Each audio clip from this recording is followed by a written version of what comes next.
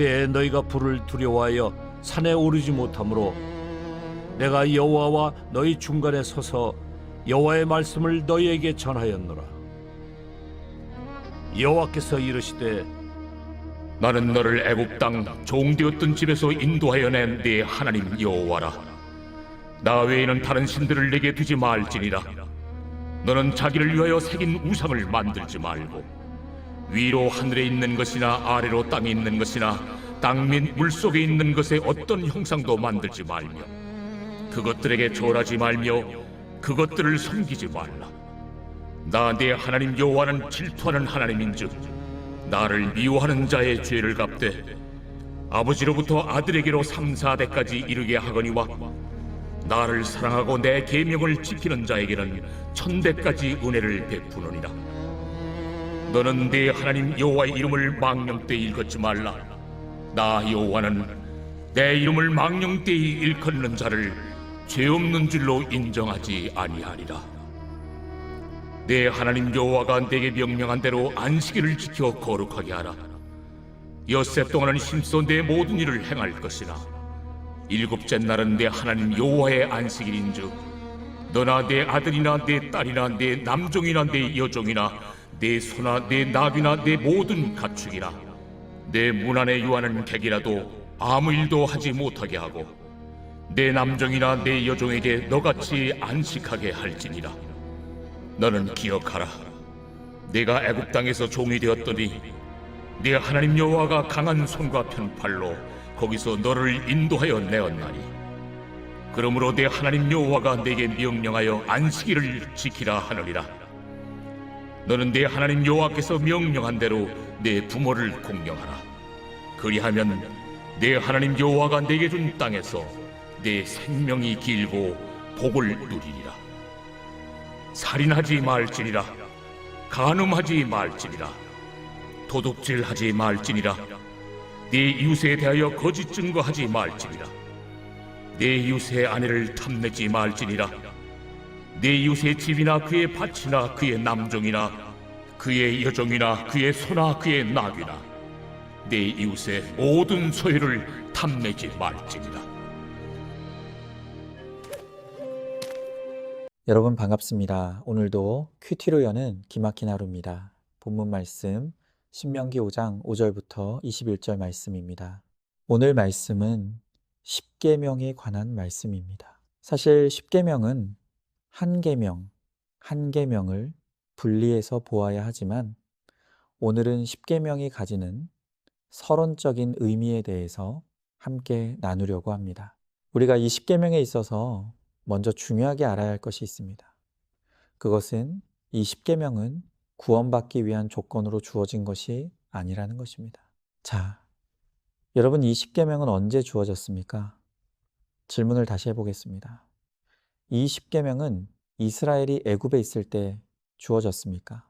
애굽에서 떠났을 때 주어졌습니까? 이것은 굉장히 중요한 질문입니다. 만약에 이스라엘이 애굽 땅에서 종살이하고 있을 때 십계명이 주어졌다면 이것은 하나의 구원받는 조건이 됩니다. 너희들이 이 십계명을 잘 지켜야 출애굽시켜줄게 라고 하나님께서 말씀하셨다면 십계명은 구원의 조건이 되어버리는 것입니다. 그러나 하나님은 이스라엘 백성들을 출애굽시키시고 홍해를 건너게 하신 후에 이 율법을 주셨습니다. 신약을 보면 이 출애굽 사건과 홍해 사건을 구원의 사건, 세례받는 사건으로 해석을 합니다. 그러니까 하나님은 이스라엘 백성들을 먼저 구원하시고 하나님의 백성이 되게 하신 그 다음에 이 십계명을 주셨다는 것입니다. 그렇기 때문에 하나님께서 십계명을 주신 의미는 너 이거 지켜야 구원받을 수 있어 하는 구원의 조건으로 주신 것이 아니라 하나님의 은혜로 구원받았으니까 구원받은 하나님의 자녀답게 이렇게 살아야 한다라는 거룩의 차원에서 이 계명을 주셨다는 것입니다. 그러면 그 다음으로 중요한 질문은 이것입니다. 이 계명을 지켜야 하는 이유와 목적이 무엇입니까? 하나님께서 이 계명을 우리에게 주신 가장 중요하고도 첫 번째 되는 목적은 바로 우리의 행복을 위해서입니다. 오늘 본문의 10절에서 하나님은 이 계명을 지키는 자에게 이렇게 약속을 하십니다. 나를 사랑하고 내 계명을 지키는 자에게는 천대까지 은혜를 베푸느니라. 십계명의 목적은 은혜를 베풀기 위해서, 즉 우리를 행하게 하시기 위함이라는 것입니다. 십계명은 우리가 이 세상에서 안전하고 행복하게 살기 위해 하나님이 정하신 법칙입니다. 하나님이 정하신 이 계명 안에 있으면 우리가 안전합니다. 행복합니다. 그러나 이 계명을 어기고 계명 밖으로 나가는 순간 우리에게 불행과 위험이 찾아오게 되는 것입니다. 예를 들면 이런 것입니다. 우리나라에는 도로교통법이 있습니다. 그 도로교통법에 의하면 보행자와 운전자는 초록불에는 갈 수 있고 빨간불에는 무조건 멈춰야 합니다. 이것이 도로에서 모든 사람이 지켜야 할 법입니다. 그런데 만약 어떤 사람이 이 법을 지키기 싫다고 법을 어기고 빨간불에 무단횡단을 하고 자동차를 몰고 질주를 합니다. 그러면 어떻게 될까요? 큰 사고가 나거나 죽을 수도 있습니다. 그 법이 아무리 답답하고 힘들어도 그 정해진 법과 질서의 테두리 안에서 그것을 잘 지킬 때 가장 안전할 수 있는 것입니다. 그러니까 법과 질서의 첫 번째 목적은 우리를 얽매이고 억압하기 위함이 아니라 우리를 안전하게 지키고 보호하기 위한 것이 진짜 목적이라는 것입니다. 그런데 인간 안에 있는 타락한 본성은 청개구리처럼 하나님이 하지 말라는 것만 골라서 하려는 아주 못된 습성이 있습니다. 로마서 1장 26절에서 성경은 이렇게 말씀합니다. 이 때문에 하나님께서 그들을 부끄러운 욕심에 내버려 두셨으니 곧 그들의 여자들도 순리대로 쓸 것을 바꾸어 영리로 쓰며, 타락한 인간은 순리대로 쓸 것을 바꾸어 영리로 쓴다고 합니다. 순리는 하나님의 법과 질서를 의미합니다. 그런데 사람들이 하나님의 법과 질서 안에서 사는 것을 싫어합니다. 그래서 하는 일이 무엇인가 하면 순리를 바꾸어 영리로 쓴다고 합니다. 쉽게 말하면 하나님이 하라는 것은 안 하고 하지 말라는 것만 골라서 한다 이 말입니다. 그러면서 로마서가 대표적으로 언급하는 것이 바로 동성애입니다. 하나님께서 남자와 여자를 창조하셨습니다. 그리고 남자와 여자의 결합을 통해 가정을 이루게 하시고 인류를 번성하게 하셨습니다. 이것은 인간이 함부로 바꿀 수 없는 불가역적인 것입니다. 그런데 인간이 불가역적인 하나님의 법과 질서를 멋대로 파괴하고 바꾸고 있습니다. 그래서 남자가 여자가 되려고 하고 여자가 남자가 되려고 합니다. 또 남자가 남자와 더불어 음란을 행하고 여자가 여자와 더불어 음란을 행합니다. 가정도 마찬가지입니다. 그런데 이렇게 하나님의 법과 질서인 순리를 파괴하면 반드시 따라오는 것이 혼돈과 혼란이고 불행과 위험이 초래되고 마는 것입니다. 제가 얼마 전에 아주 흥미로운 기사를 하나 읽었습니다. 그 기사의 내용이 무엇인가 하니까 최근에 세계 여성 테니스 협회가 새로운 규정을 하나 만들었는데 그 규정은 남자에서 여자로 성전환을 한 트랜스젠더는 여자 테니스 경기에 출전할 수 없도록 금지한 것입니다. 그전까지는 남성에서 여성으로 성전환을 하고 남성 호르몬 수치가 정해진 기준 이하로 낮기만 하면 누구나 여성 경기에 출전할 수 있었습니다. 그러나 새 규정에 의하면 아무리 성전환을 하고 남성 호르몬 수치가 낮다고 해도 생물학적으로 XY 염색체를 가진 남성이면 무조건 출전이 불가하다는 것입니다. 이렇게 규정을 엄격하게 바꾼 이유가 있습니다.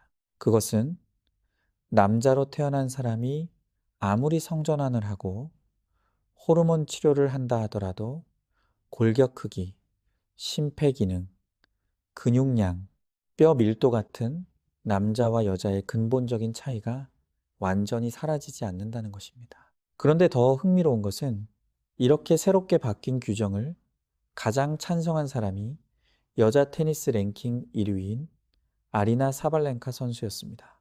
왜 세계 1위인 이 선수가 바뀐 규정을 환영했는가 하면 그녀가 얼마 전에 남성 테니스 선수와 성대결을 펼쳤기 때문입니다.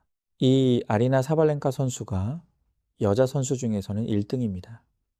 그런데 그가 상대한 남자 선수는 남자 선수들 가운데 랭킹이 671위에 불과한 선수였습니다. 그러니까 여자 중에 1등과 남자 중에 671위인 선수가 맞붙은 것입니다. 과연 결과가 어땠을까요? 놀랍게도 여자 선수가 남자 선수에게 세트 스코어 2대 0으로 완패를 했습니다. 그녀가 남자 선수와 성대결을 펼쳐보니 신체적 차이는 극복할 수 있는 것이 아니라는 것을 알게 된 것입니다. 그래서 그녀는 이 바뀐 규정을 적극적으로 환영하고 지지하는 선언을 하게 된 것입니다. 그런데 일각에서는 이것이 남녀 차별이라고 하면서 거세게 반발을 하고 있다고 합니다. 엄청난 혼란이 일어난 것입니다. 그러나 이것은 차별이 아니라 차이일 뿐입니다. 남녀가 서로 강점과 약점이 다를 뿐인 것입니다. 중요한 것은 이것입니다. 아무리 수술을 하고 외모를 그럴싸하게 바꿔도 여자가 남자가 될 수 없고 남자가 여자가 될 수 없습니다.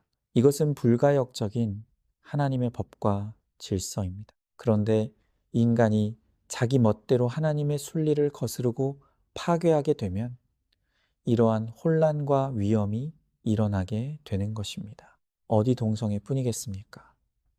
하나님께서 우리의 안전과 행복을 위해 정하신 법과 질서 가운데 인간이 멋대로 파괴하는 것들이 얼마나 많습니까? 오늘 10계명만 봐도 그렇습니다. 예를 들어 안식일을 거룩하게 지키라고 하지만 우리 멋대로 물질 우상에 사로잡혀 멈추지 않고 일중독에 사로잡힌 사람들이 얼마나 많습니까? 그 결과로 우리의 몸과 영혼이 파괴가 됩니다. 또 네 이웃의 아내를 탐내지 말라고 하지만 우리가 얼마나 하나님의 법질서를 무시하고 외도와 불륜을 행합니까? 심지어 이제는 간통법이 폐지가 되어서 그것이 죄가 아닌 세상에서 살고 있습니다. 그래서 얼마나 많은 가정들과 자녀들이 고통을 겪고 있습니까?